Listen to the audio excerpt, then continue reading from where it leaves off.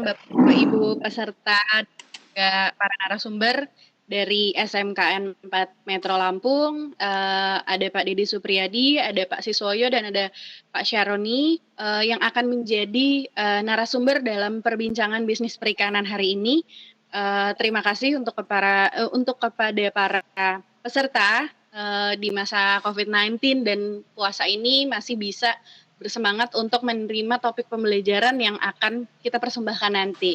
Dan untuk pembelajaran topik bisnis perikanan siang hari ini akan saya lanjut kepada SMKN 4 Metro akan menjadi koordinator dari para narasumber yang nanti akan menjadi pembicara. Di akhir materi nanti kita akan ada sesi tanya jawab. Silahkan dengarkan dengan baik dan tanyakan ke kolom chat Q&A yang ada di Webex yang nanti di akhir yang akan kita bantu untuk sampaikan kepada pemateri. Baik, untuk waktu saya persilahkan kepada SMKN 4 Metro untuk 1 jam ke depan. Terima kasih, selamat siang, selamat berpartisipasi. Selamat siang, terima kasih Mbak Dening Tias dari Direktorat PSMK. Selamat siang seluruh peserta, Assalamualaikum warahmatullahi wabarakatuh. Menyikapi pertemuan kita yang kelima ini, dari 8 pertemuan, kita masih ada 4 pertemuan, ini pertemuan kelima. Pada hari ini, sesi hari ini sangat spesial, yaitu tantangan bisnis. Jadi nanti akan diantarkan oleh Bapak Insinyur Siswoyo apa yang dimaksud dengan tantangan tersebut. Harapan kami adalah ini menjadi titik awal untuk peserta untuk memulai kegiatan budidaya yang dijadikan sebagai penugasan. Nanti Pak Sis akan membantu kita menjelaskan apa sih yang diminta oleh dunia pada saat sekarang ini yang terbaik. Selamat siang Pak Insinyur Siswoyo.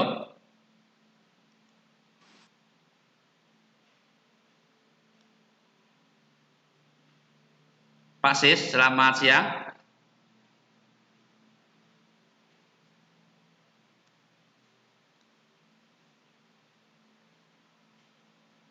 Pak Sis, belum ada suara sama ininya Pak Sis.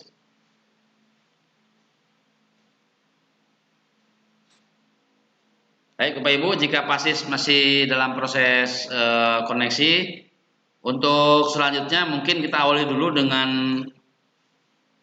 salah satu dosen dari Unpad di bidang perikanan, di mana beliau juga bukan hanya dosen selaku pemberi materi, tapi juga beliau sebagai pelaku ekonomi di bidang perikanan. Selamat siang Pak Dr. Dedy Supriyadi.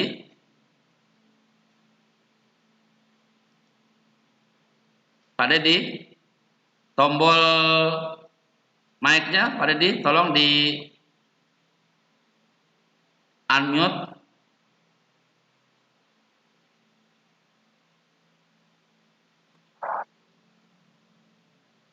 Tombol mic ininya Pak Dedy.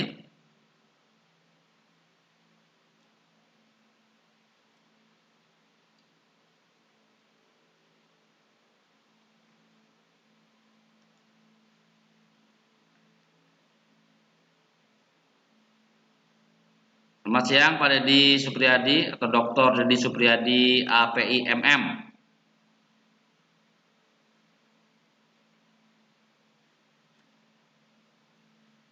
Pak Dedy bisa menekan tombol kamera ini Pak Dedy, biar kita bisa melihat posisi Pak Dedy.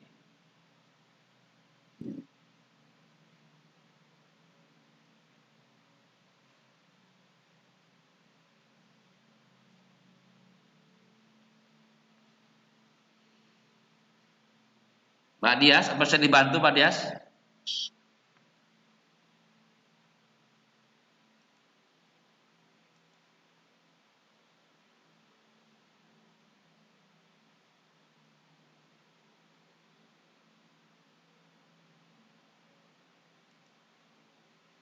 Halo Pak Dedy. Halo? Ya, halo, sudah terlihat di sini. Ya, Pak Dedy. Ya, Pak Dedy belum, kameranya belum di. Siap, udah jelas, sip. Ya. Sangat ganteng sekali. Silakan Pak Dedi, bagaimana menurut Pak Dedi tentang bagaimana menjadi pengusaha ikan lele di era pandemi ini? Silakan. Anda punya waktu kurang lebih 20 menit Pak Dedi. Baik, terima kasih. Assalamualaikum warahmatullahi wabarakatuh. Waalaikumsalam warahmatullahi wabarakatuh. Ya, teman-teman semua, guru kita selamat menunaikan pada puasa Ramadan bagi yang melaksanakan. Baik, saya dalam kesempatan yang berbahagia ini akan menyampaikan itu materi mengenai cara cerdas budidaya ikan lele. Nah, kenapa saya kasih judul cara cerdas? Karena ini kenapa banyak orang yang budidaya ikan lele tapi banyak gagal. Alhamdulillah saya di samping sebagai dosen di Fakultas Kesehatan juga sebagai pembudidaya ikan lele dan pasir 14 tahun dan saya sebagai kepala balai budidaya. Bisa dibantu slide-nya atau dari sini Pak Farid? Siapa ini Pak?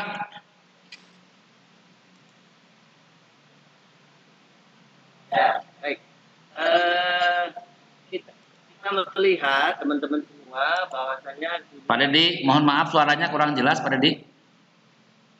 ya. Nah, itu sip. Padahal cukup. Ya, seperti diketahui, ini yang saya sampaikan adalah bahwasanya di kita di dunia ini lebih banyak dihuni oleh manusia, kurang lebih 11 miliar ya. Kemudian 72%-nya tinggal di perkotaan. Nah, otomatis ini membutuhkan pangan. Pangan, kemudian ada energi dan air. Ya, nanti ketemunya salah satu protein yang dibutuhkan itu ikan. Lanjut aja kan, ini yang mana? Oh ya, oke, siap. Nah, teman-teman semua, dengan jumlah penduduk yang banyak ya, maka populasi yang ada ini adalah salah satunya di negara kita, yaitu Indonesia. Di Indonesia sendiri tahun 2013 ini kurang lebih ada 240 orang. Nah, diperkirakan tahun 2050 itu ada 300 orang. Saya mohon maaf lebih cepat karena waktunya hanya 20 menit. Sehingga salah satu faktor yang saat ini mengancam adalah pangan global. Nah, pangan tidak hanya beras atau padi, tapi juga salah satu protein itu samping barangkali daging, ya, ada juga yang dari ikan. Sehingga nanti dari pangan global ini kita bisa menyumbang berapa persen dari bidang budidaya. Kita lihat di sini bahwasanya di sektor penangkapan ini peningkatannya ini sangat landai, ya, sangat landai. Namun di budidaya ini yang masih memungkinkan. Jadi aquaculture ini memiliki peningkatan 8,2 dibanding dengan perikanan tangkap yang stabil hanya 1,2. Persoalannya adalah di Indonesia tren masa depan perikanan yang ada di kita ini peluang yang cukup dikembangkan, yang bisa dikembangkan adalah budidaya. Di FAO tahun 2013 ini datanya yang sudah saya ambil ini produksi aquaculture dunia itu 66 juta ton. Ya, jadi sudah melebihi kapasitas tapi yang hanya 60 juta ton. Teman-teman semua ini top aquaculture ya. Ini saya ambil data yang memang bukan baru. Ini masih Cina yang menunjukkan kita bahwa kita Indonesia. Kebetulan saya sebelum di Unpad ini hampir 27 tahun di birokrat. Cirebon sendiri ini ekspor sebagian besar di Cina. Dan ekspor dari produksi ikan laut. Maka apa yang bisa kita buat dari teman-teman guru semua ini kekuatan aquaculture kita lahan sangat luas. Kemudian juga keanekaragaman dan lain-lain. Sehingga konsumsi kita ini tahun 2015 hanya 40 dan saat ini sudah 2020 ini targetnya kalau nggak salah sudah di atas 50 kg per kapita per tahun. Nah ini suatu peluang untuk budidaya. Kenapa? Nah, budidaya ini di samping menciptakan peluang usaha juga menyerap tenaga kerja minimal. Misalkan dari teman-teman Bapak Ibu guru memulai anak muridnya kita coba usahakan ke sana. Mungkin paling tidak juga dari PKK. Nah, kenapa? Salah satunya ini adalah dilakukan oleh masyarakat, baik pemerintahan perkotaan, menghasilkan yang cukup lumayan kalau dikelola secara optimal. Ini salah satu peluang yang ada di budidaya. Saya lebih percepat saja, saya lewat saja karena materinya banyak. Nah, budidaya ikan atau aquaculture, nah, Ini Pak, yang ini bukan? apa yang dimaksud dengan budidaya ikan? Saya kira Bapak Ibu guru sering menjelaskan ke kita, adalah bentuk campur tangan manusia. Kalau di laut, sebagian besar tidak dipelihara kan, kecuali budidaya laut. Yaitu dengan mengendalikan faktor-faktor penghambat. Maka dari budidaya sendiri, langsung saja ke kunci sukses daripada budidaya ikan. Yang pertama ini, Bapak Ibu sekalian, saya hampir 27 tahun, 22 tahunnya banyak membina di masyarakat. Ini banyak kegagalan. Program-program Kementerian Kelautan kenapa banyak yang gagal? Yang pertama itu benih. Nah, benih saya lebih spesifik lagi ke komoditas ikan lele yang saya amati kenapa gagal. Ukuran tidak seragam. Jadi kadang si pemasok benih ini nakal. Beli benih ukuran 46, 10.000 ekor. Yang 4-nya dikasih 5.000, yang 5-nya 2.500, yang 6-nya 2.500, sehingga ukuran tidak seragam. Nah, inilah yang mengakibatkan ikan lele ini kanibal. Ukurannya tidak sama, kemudian sehat. Nah, yang kita lakukan adalah kadang pedagang itu baru nyampe di penangkar, langsung dijual lagi. Ini yang mengakibatkan ikan itu rusak. Nah, ikan itu rusak. Nih, kemudian tidak luka. Apa ini ya? Kemudian jelas asalnya. Maksudnya jelas asalnya ini kalau memungkinkan dari balai. Tapi kalau tidak dari penangkar yang jelas keilmuannya, jelas budidayanya. Syukur-syukur dia sudah punya sertifikat CPIB, cara pembudidayaan ikan yang baik. Kemudian pakan. Nah, ini pakan ini bagusnya kalau oleh protein di atas 4%, bisa keluarga dan juga dengan air deras yang tidak tercemar. Pada budidaya mangga, Bapak Ibu sekalian, seperti kolam tanah, main terpal atau fiberglass. Pada di. Kemudian lingkungan, ya. Mohon maaf, ini materinya bagus, tapi suaranya putus-putus Pak, sayang sekali. Bisa deketin lagi. Oh iya. Ini materinya soalnya bagus sekali Pak. Oke. Ya, makasih Pak. Lanjut. Ya, oke, nggak apa-apa. Ini namanya teknologi kadang tidak nyambung di visual ataupun di suara ya. Nah, pada budidaya, cukup jelas Pak Farid? Yep, jelas Pak. Pada budidaya, Bapak Ibu bisa melakukan di berbagai kolam ya.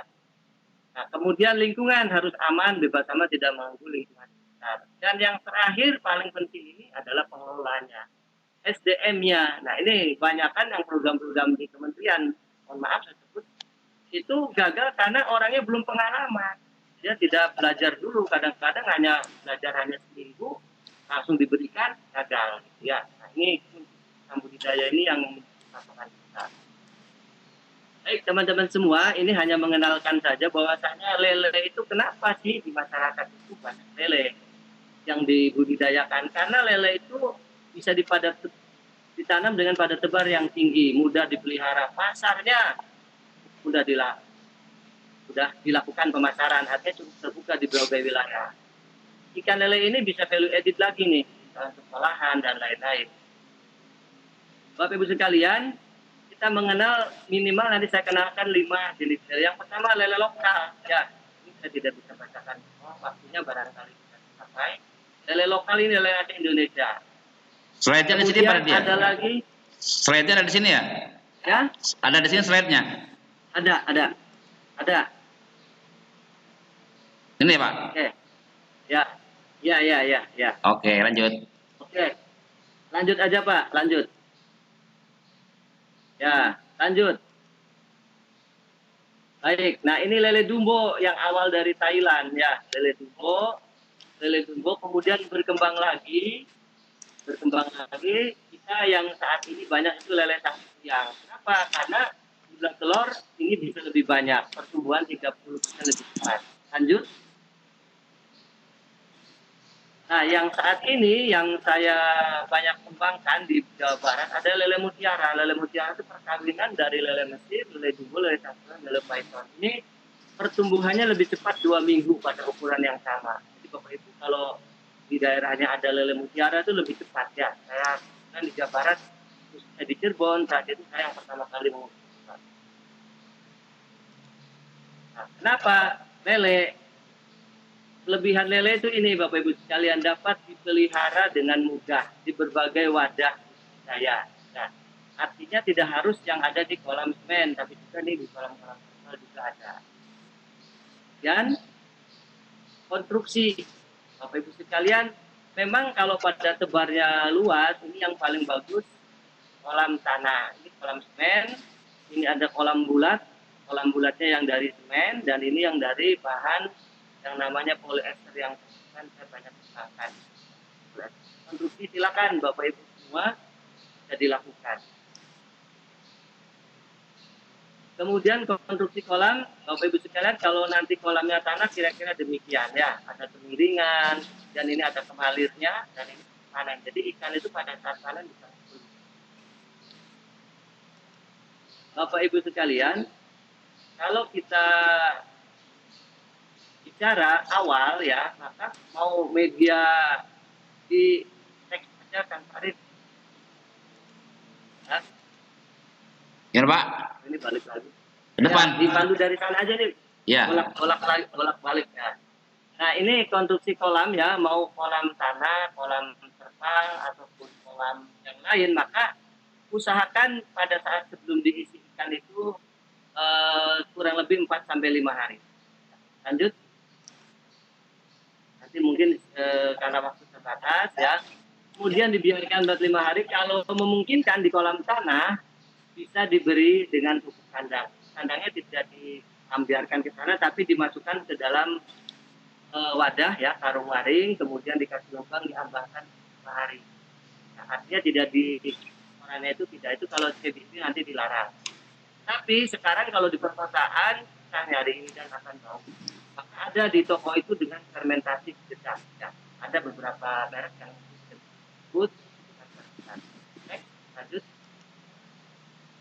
Nah, setelah air diisi 4-5 hari, baru ditanam benih. Tadi ukuran saya menyarankan hanya satu ukuran, jangan 4 sampai 6. Ini yang mengakibatkan ikan lele ini kanibal ya. Jadi kalau 6 saja, 7 saja. Saran saya adalah yang baik ukuran di atas 8. Pengalaman saya, yang ukuran 10 itu bisa 2 bulan, 1 minggu bisa panen. Dan 12 ya. Penebarannya bisa pagi atau sore.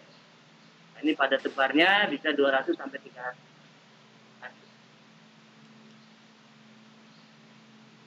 Ini setelah 1 hari dibiarkan, Bapak Ibu sekalian, baru diberi pakan. Nah, pemberian pakan ini bisa 2 kali atau 3 kali. Nah, ini boleh direndam dulu dengan air ya. Kemudian pemberian pakan 8% dari bobot masa. Nanti ada hitung-hitungannya tergantung berapa Bapak Ibu menebar ikannya nanti dengan disampling. Oke, lanjut. Nah, ini salah satu hasil karya saya kasih nama probiotik jamu ikan plus plus. Ya, konotasi menambah plus. Nah, ini bisa menguatkan stamina tubuh ikan, menambah nafsu makan, dan bisa mengurangi feeding consumption rate. Ya, hanya 0,1. Lanjut. Nah, ini jadi Bapak Ibu sekalian, lele itu pasti harus ada grading, sortir. Paling tidak itu 1 kali, paling tidak. Ya, karena kalau tidak sama sekali kadang-kadang itu panen itu banyak yang besar yang kanibalnya. Nah, cuma memang kendalanya kalau perlu sortir itu kalau lahannya luas, ini pasti dengan tenaga, waktu. Biasanya 2 hari lele sudah mau makan. Biasanya ya kalau sortirnya terlalu lama. Ini untuk lele. Kemudian lanjut.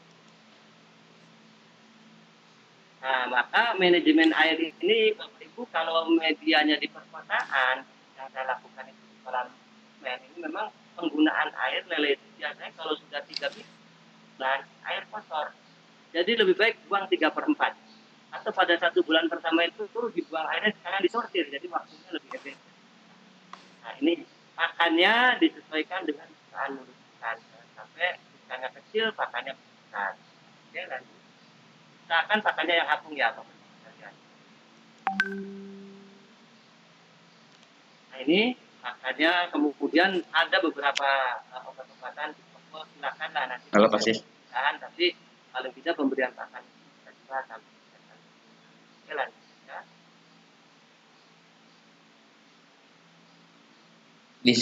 Tapi ada gambarnya.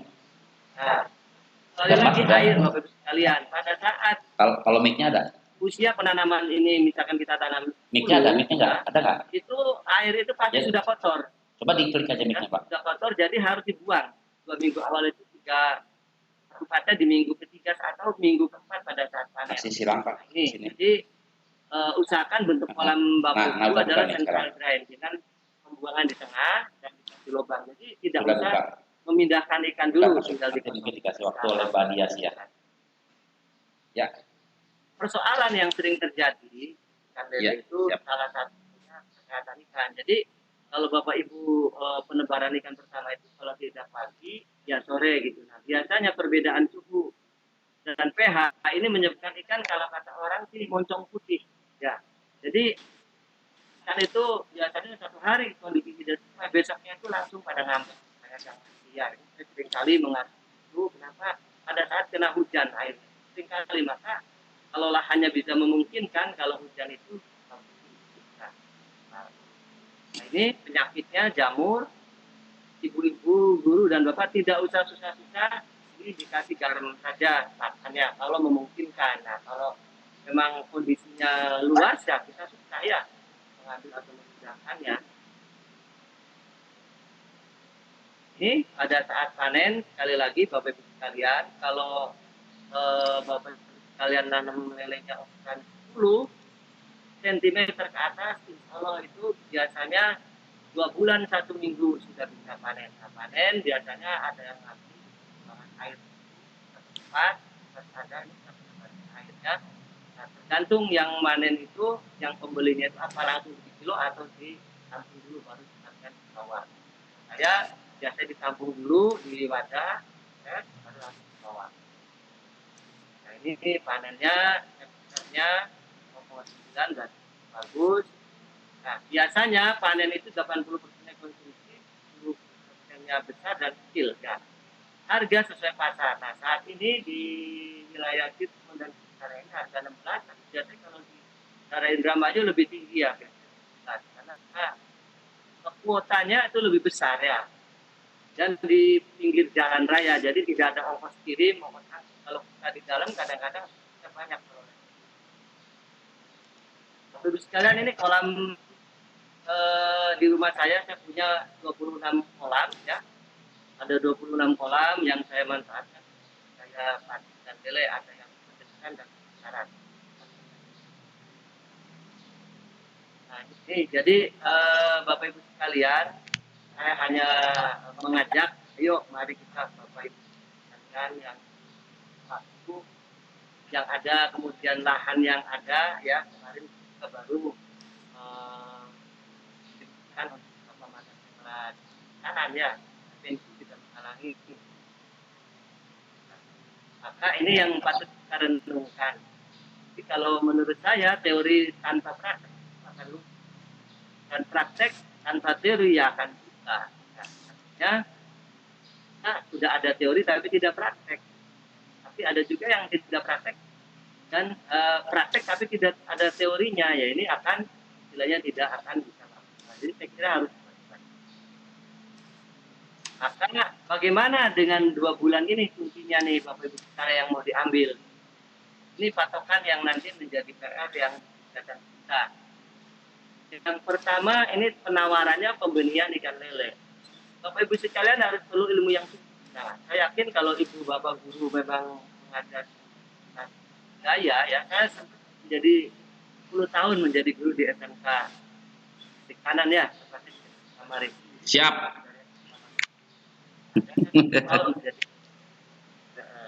Nah, Bapak Ibu kalau pakai ini sebulan sudah bisa panen Bu, bisa jadi uang.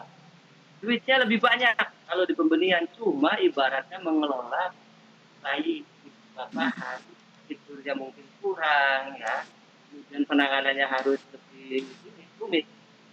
Nah, yang kedua pendedaran ikan lele. Pendedaran ikan lele itu Bapak kerjasama kemitraan dulu dengan pembenihan. Jadi kayak saya vaksin kerjasama dengan Balai Cicengkol, kirim satu it, saya jual ukuran. Kalau lele saya kerjasama dengan binaan saya. Nah, pembesaran ikan lele berarti Bapak harus kemitraan dengan pelaku pendederan. Ini yang resikonya sebenarnya lebih kecil di pembesaran ikan lele. Jadi kalau mau 2 bulan, Bapak Ibu sekalian wajib tanamnya ukuran 10 cm. Karena orang untuk lele ini maksimal 10 cm. Atau kalau ada yang mau ngejual sangkal, itu 3 minggu sampai 1 bulan bisa panen. Dan yang paling terakhir ini pemasaran. Boleh kan nih pemasaran. Tidak membudidayakan, kalau ini memasarkan saja, ini sehari bisa jadi duit. Ini kalau kata senior saya Pak Siswoyo, memindahkan dari tempat A ke tempat B, tempat A harga 15, di pasar itu lele itu harganya 20. Kita jual harga 20 saja sudah utuh. Cuma Pak Guru mau nggak jualan di pasar? Mau lah kalau untung Pak. Terima kasih Pak Dedi. Nah, iya. Nah ini yang terakhir Pak Farid dan teman-teman. Nah, ini channel YouTube saya yang untuk ada 60 nanti bisa kita ini kan ya. Siap. Nanti bisa di-share, bisa sebagai pembelajaran. Alhamdulillah saya juga pernah dapat penghargaan juara ya. Juara. Saya kira itu karena waktunya. Iya betul. Terima kasih Dr. Dedi Supriyadi. Insya Allah materi nomor HP saya dikasih Pak Farid. Siap, materi yang dari Pak Dedi akan kami share di grup Telegram para peserta. Mudah-mudahan YouTube yang ada di situ, materi yang ada di situ juga bisa dilihat oleh kawan-kawan Bapak Ibu guru seluruhnya. Kita punya 272 anggota Pak Dedi. Mudah-mudahan itu akan menjadi ilmu yang banyak. Alhamdulillah. Kita lanjut ke Pak Insinyur Siswoyo. Halo Pak Siswoyo. Pak Sis, selamat siang.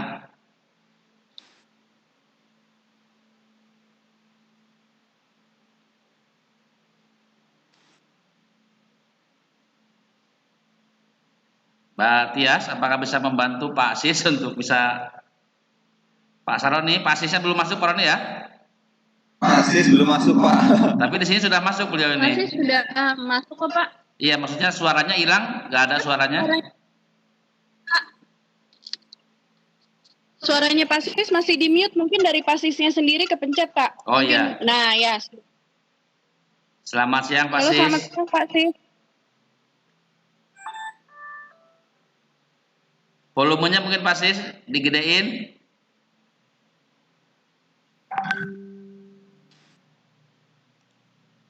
Halo, selamat siang Pak Sis.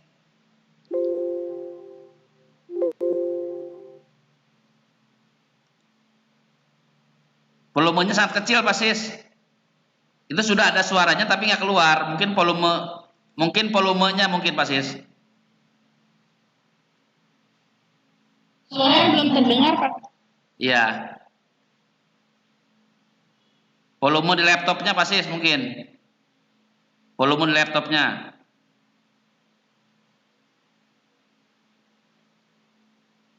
Atau mungkin bisa dilanjutkan ke Pak Roni. Pak Syaroni Pak. Siap Bu ya. Oke, siap. Pak Sis. Pak Sis, sudah bisa on? Jika belum, mohon maaf kami lempar dulu ke Pak Aron dulu Pak Sis ya. Biar waktunya bisa sambil berjalan. Pak Roni, silahkan untuk memberikan kontribusi di bidang ikan nila. Kami persilahkan Pak Roni, 20 menit.